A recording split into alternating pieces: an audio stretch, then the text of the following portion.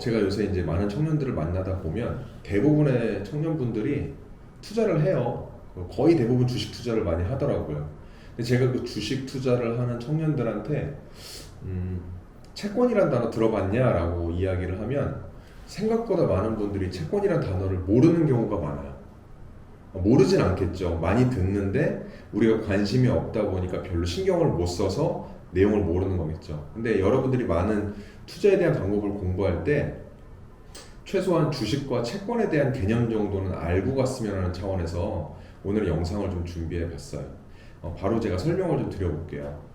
그러니까 주식회사라고 하잖아요. 주식회사의 의미는 그 주식들이 모여있는 회사인 거예요. 그래서 내가 그 회사의 주식을 취득을 하면 그 회사 구성원의 일부가 된다는 의미인 거고, 회사가 성장하면 거기에 따라서 내가 그 수익을 돌려받을 수 있다.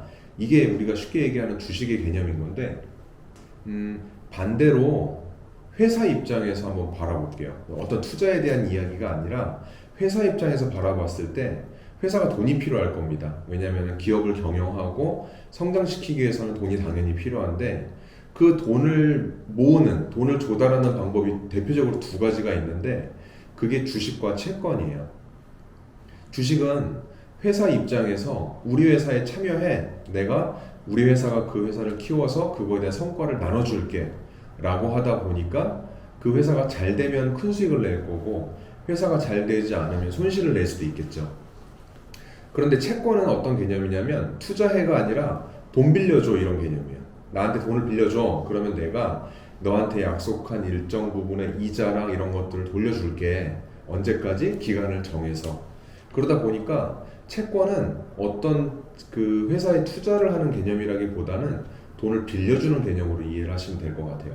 자, 그래서 보통 우리가 주식을 위험자산이라고 이야기를 하고요. 채권을 안전자산이라고 이야기를 해요. 그럼 위험자산의 의미는 말 그대로 내가 투자를 했는데 잘 될 수도 있고 안 될 수도 있는 이 변동이 크다 보니까 그런 것들을 감내하고서라도 내가 참여하겠다라고 하는 면에서 위험자산이라고 하고요. 채권자산의 의미는 안전하다라고 하는 게 우리가 은행에서 가입하는, 은행에서 이제 드는 적금이나 예금 같이 뭐 원금이 지켜진다 이런 의미보다는 상대적으로 안정적이다. 뭐에 비해서? 위험자산에 비해서 상대적으로 안전한 자산을 이야기를 합니다. 그러다 보니까 어떻게 투자해야 되겠어요? 우리한테 돈이 많이 있으면, 큰 돈이 있으면 상대적으로 좀 안전한 자산에 좀 모아놓는 방법이 있을 것이고, 내가 돈이 크지 않은데 수익을 내려고 하면 위험 자산에 투자를 하는 거죠. 상대적으로 내가 돈이 있는데 무조건 한쪽에 몰빵하는 게 아니라 위험한 거와 안전한 거를 좀 나눠서 같이 가져간다면 위험한 게 좋을 땐 안전한 게 좀 안 좋을 거고, 또 위험한 게 안 좋을 땐 안전한 게 좀 좋을 거고, 이런 식으로 상호 보완 작용을 한다는 거죠. 그래서 실제로 이제 채권의 의미를 알아두자라고 하는 게 젊은 청년분들한테 채권 투자를 하시라라는 의미는 또 아닌 거예요. 왜냐하면 우린 진짜 열심히 자산을 모아 나가니까 조금은 공격적으로 주식형 자산에 투자하는 게 저는 맞다고 생각을 하는데, 채권을 우리가 알고는 갈 필요는 있다라는 거죠. 그래서 채권이라고 하는 게 우리가 익숙하진 않지만 어떤 거에 돈을 빌려줄 거냐라고 하는 그 속성이 앞에 붙어요. 예를 들면 국채 들어보셨어요? 국채? 국채는 국가의 채권, 그러니까 나라에서 발행하는 채권을 얘기하는 거고요.